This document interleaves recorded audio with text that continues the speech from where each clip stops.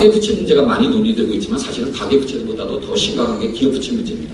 STX를 챙겨오는 아마 이 문제가 앞으로 더욱더 확산될 겁니다. 건설업, 조선업, 평온업 등에서 이미 대기업 그리고 그 대기업이 속해 있는 기업 집단으로의 부실까지 이 문제가 확산이 되고 있는데 문제는 뭐냐면 이 부실기업을 구조조정하는 이 메커니즘과 관련해서 우리는 한치도 더 나가지 못할 뿐만 아니라 이 박근혜 정부의 금융위에는 과거의 관치금융을 그대로 반복하고 있습니다. 이것은 부실을 걷어내는 것이 아니라 오히려 그 은폐하고 더 확대하는 이것이 오히려 한국 경제의 불안정성을 가져올 문제가 있기 때문에 이 부실, 경제민주화하고 창조경제를 한다고 해서 부실기업을 구조조정의 필요성이 사라지는 것이 아닙니다.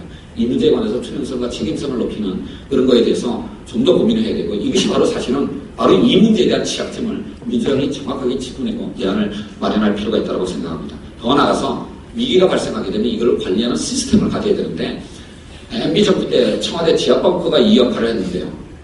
지금 박근혜 정부에 들어와서도 이 위기관리 시스템의 어떤 법정화를 통해서 투명성과 책임성을 높이는 이 문제는 한 걸음도 더 나가지 못했습니다. 그래서 이 문제에 관해서도 이게 단순히 감정체계 개편이라는 그 문제가 아니라 보다 포커스를 맞춰서 위기관리를 위해서 우리가 어떻게 해야 되는가라는 문제에 대해서 좀 더 심각하게 고민할 필요가 있고요.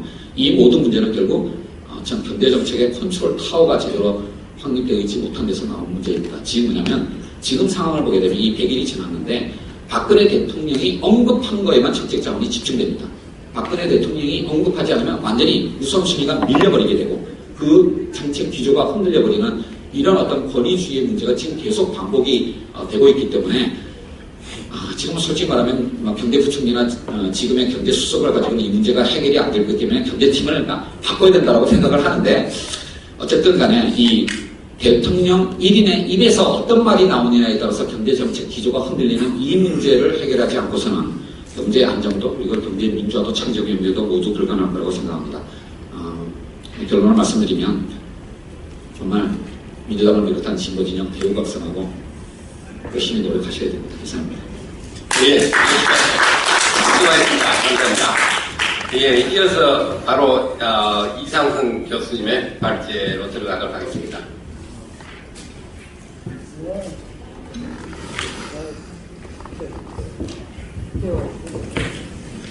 예, 저는 보수주의자입니다. 그런데 왜 진보정당이 주최한 정책 세미나에 나왔느냐라고 하면 우리나라가 당면하고 있는 이 난제들을 해결하는 데는 보수와 진보가 진지한 고민에 기반해서 합리적인 토론을 하는 것이 필요하다고 생각해서 나왔고요. 그 관점에서 보면 이제 김상조 교수님의 발표에 좀 굉장히 인상을 많이 받았는데 그 중에 하나가 이제 보수가 진보의 그 정책 의제를 다 지난 대선에서 가져간 거 아니냐라고 하는데 저는 이렇게 봅니다. 저는 스스로 보수주의자를 자청하면서 과연 우리나라에 보수의 힘이 있느냐라는 걸 고민을 많이 했습니다. 그런데 이번에 이제 박근혜 대통령이 제시한 것은 경제민주화가 있었지만 사실은 그전에는 원칙이 바로 선 시장경제 질서였습니다. 그것이 저는 보수의 힘이라고 생각하고요. 그래서 지금 박근혜 대통령이 정책으로 발표한 것은 사실은 그 관점에서 보면 이해가 되는 것이 아주 많이 있다고 생각합니다. 그래서 따라서 저는 이제 보수가 제자리를 잡아간다. 따라서 진보도 훨씬 더 과거의 경직적인 어떻게 보면 좀 이 교조주의적인 그 태도에서 벗어나서 좀 더 한 걸음 나가야 된다는 김상조 교수님의 진단에 찬성합니다. 그 관점에서 보면 저는 이제 민주당이 필요한 게 삼국지를 위해서 말씀드립니다. 지금 필요한 것은 재갈공명이 아니고 가후입니다. 재갈공명은 아주 뛰어난 사례였지만 촉한 정통론의 명분에 사로잡혀서 국력이 4배나 넘는 우리나라를 상대로 해서 국보를 7번 해내서 결국 총나라의 국력을 다 소진하고 결국 우리나라에 통합돼버린 망하는 그 꼴을 당했죠.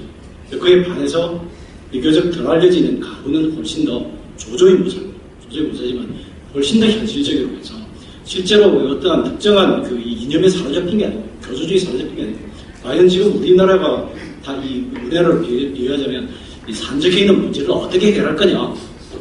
예를 들면 출자 총액 제한제보다 경직적인 금산물리 이런 걸로 해결될 거라고 저는 절대 생각하지 않습니다. 그런 면에서 그 과거의 주장을 되풀이하는 것보다는 훨씬 더 지금 효과가 있는 정책이 뭐냐를 고민하자는 김상조 교수님의 진단에 또한 찬성한다는 말씀드립니다.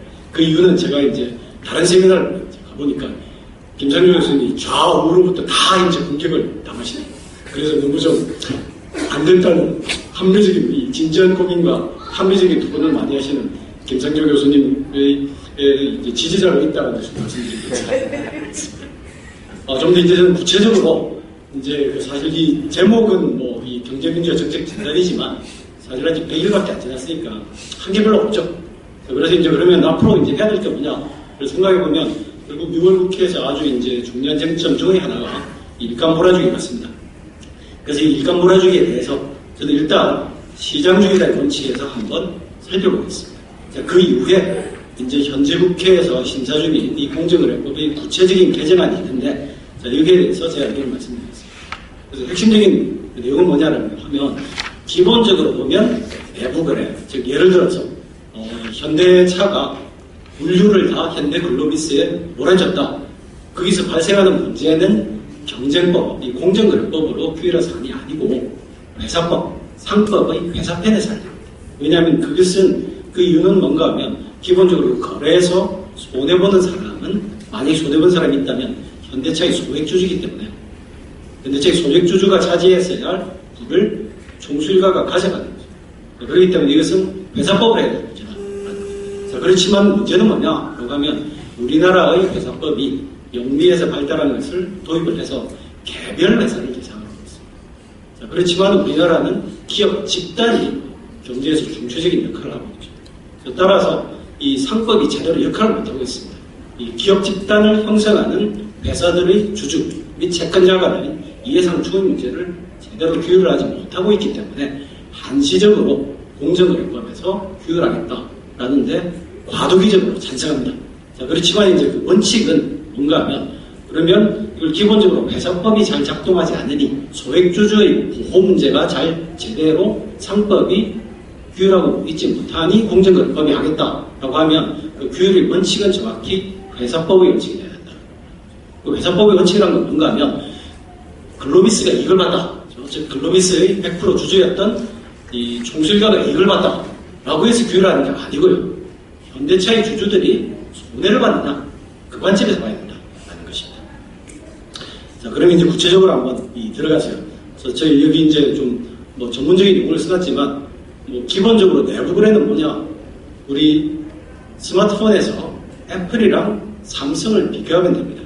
애플은 스마트폰의 디자인 그리고 운영 체제 그리고 앱스토어 이것만 기본적으로 이 회사 내부에서 나머지 전부 다 외주를 줍니다. 심지어는 이 스크린도 경쟁업체인 삼성전자에서 납품받고 있죠. 거기에 반해서 삼성은 오히려 운영 체제는 구글 것을 씁니다. 그렇지만 거의 나머지 대부분의 부품은 전부 다 내부에서 조달하는 거죠. 따라서 이런 결정은 그러면 누가 하느냐? 그 회사의 경영진이 자기 회사의 핵심 역량이 뭐냐를 판단해서 시장상에 가장 자기가 경쟁력이 있다라는 선택을 하는 문제죠. 자, 그렇기 때문에 이런 이 내부거래에 대해서 기본적으로 국가가 나서서 규율할 문제가 아닙니다. 특히 이제 우리나라 왜 이렇게 재벌이라고 부르는 대규모 기업 집단이 잘 크게 형성이 됐느냐라고 하면 특히 저는 뭐에 중요한가 하면 이 창업주로부터 물려받은 가업을 우수하게 승계하고자 하는 이런 총수들이 강한 바람이 있죠. 자, 여기서 이제 많은 문제가 발생하긴 하지만 좋은 점은 뭔가 하면 그렇기 때문에 장기적인 안목에서의 투자와 경영을 가능하게 하는 것입니다. 자, 그렇기 때문에 내부거래 그 자체를 문제 삼아서는 안 되고요. 내부거래에서 발생할 수 있는 그 창출되는 효율성은 충분히 전혀 저해하지 않으면서 거기로부터 발생할 수 있는 문제, 즉 실질 지분은 낮은데 기업 집단 전체를 지배하는 총수일가가 자신의 지분이 매우 높은 비상장회사를 설립해서 이 계열사랑 거래해서 상당한 이익을 취하면 저 같은 시장주의자도 이거는 우려가 된다. 왜냐하면 그렇게 하면 이 총수일가들이 기업가 정신을 발휘해서 장기간의 투자와 경영 활동을 통해서 구축한 부가 있는데 그것은 정당한 것입니다. 그에 대해서는 우리가 칭찬을 해줍니다. 왜냐하면 그 과정에서 고용도 많이 창출하고 법인세도 많이 납부하고 그렇기 때문에 국가경제에 기여를 한 것이죠. 그런데 이 기여한 것마저 그 정당성을 흔들 수 있는 그런 문제점이 있습니다. 왜냐하면 글로비스가 너무 쉽게 땅 짓고 헤엄친 거 아니냐. SK CNC를 통해서 SK의 총수일가가 너무나 쉽게 불을 붙여가는 것 아니냐 라는 인식을 이 국민 일반에 주기 때문에 저는 이것은 문제라고 생각을 합니다. 그래서 따라서 이 효율성을 제어하지 않으면서 그러면 어떻게 제도를 설계할 거냐라고 생각해 보면 기본적으로 이제 이게 두 가지 측면이 있는데 하나면 글로비스가 10여 년간의 이 장기간의 거래를 다 보장을 받으면 그러면 수익성이 확보가 되죠. 그렇게 되면 장기간의 이 안보계를 통해서 투자를 할 수 있습니다. 자, 근데 그러면 구체적으로 봐서 글로비스가 어떤 투자를 했느냐? 물류회사 아니냐? 그 말 맞죠? 자, 그러면 이제 또 다른 측면은 뭔가 하면 글로비스만 중수일가가, 현대차의 중수일가가 경영하는 것이 아니고 현대차가 되고요. 사실은 뭘 봐야 되는가 하면 현대차, 현대제철, 이 모든 계열사의 물류를 담당하고 있는 글로비스를 합쳐서 봐서 결국 글로비스를 통해서 이익을 많이 차지했는데 그게 뭐냐라고 보면 저는 기본적으로 현대차와 현대제철을 지난 10여 년간 잘 경영해서 받았을 스톡옵션이 우리나라에 있는 대주주에게 스톡옵션을 못 주게 되어 있습니다. 그렇기 때문에 편법적으로 글로비스를 통해서 내부를 통해서 받은 거다 생각하는 거죠. 자, 그럼 이게 정당한 수단은 아니죠. 분명히 편법입니다. 자, 그러면 저는 이것을 시장경제의 정상화, 원칙이 바로 선 시장경제라고 보면 어떻게 보는가 하면 현대차와 글로비스를 합쳐서 12년간 경영을 잘해서 수익주주도 엄청나게 부를 벌었습니다. 삼성전자에 10년 전에 투자했으면요. 엄청나게 돈 벌었습니다. 에버랜드, SDS, 자, 그런 다 이제 그런 이 부의, 소액주주의 부의침해 현상이 있었지만 그렇다고 소액주주가 손해를 받느냐? 그것은 아니지 않느냐? 라는데 분명히 저는 주목을 해야 된다고 생각을 합니다. 그 다음에 이거는 이제 좀 테크니컬하게 넘어가고요. 자, 그 다음에 이제 요거 하나는 말씀드리겠습니다.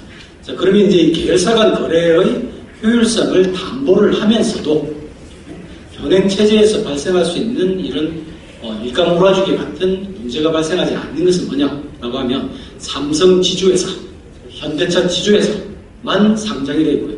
나머지는 전부 그 지주회사의 4% 아니면 100% 지분 자회사로 하면 그 100% 지분을 가지고 있는 자회사끼리 아무리 거래해도 소액주주의 부의 침해 현상은 발생하지 않습니다. 그래서 저는 이제 이런 체제로 나가야 되는데 문제는 지금 당장 그렇게 못 나가죠.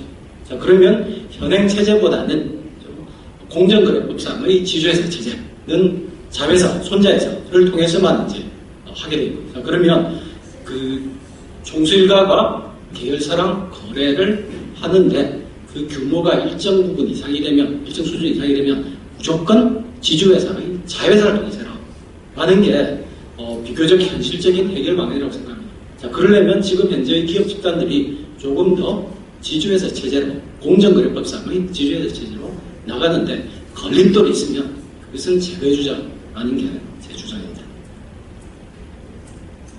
자, 그 다음에 이제 또 하나는 상품적 문제죠.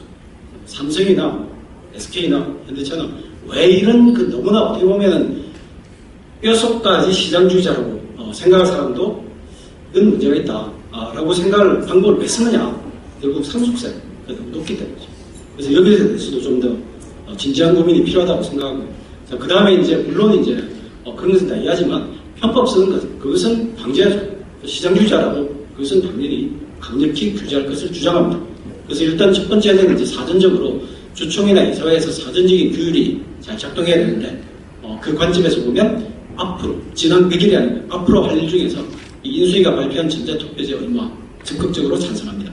자, 그리고 감사위원 중에 한 명은 지배주주는 다 이제 주총에서 투표권을 아예 3%가 아니고 아예 0%로 하고 소액주주들만이 의 다수결로 뽑게 하는 방안 고려할 필요가 있다고 생각하고요. 그리고 대표소송의 실효성 확보하기 위해서 참여에 대해서 공익적 차원에서 한 것 빼고는 거의 없습니다. 그래서 이것을 이제 아예 공익기관을 설립하고 그리고 또한 이 대중으로부터 자금을 모집해서 소송을 수행해서 거기서 이익을 얻을 수 있다. 이게 이제 정확하게 시장 실패가 있으면 시장에서 제도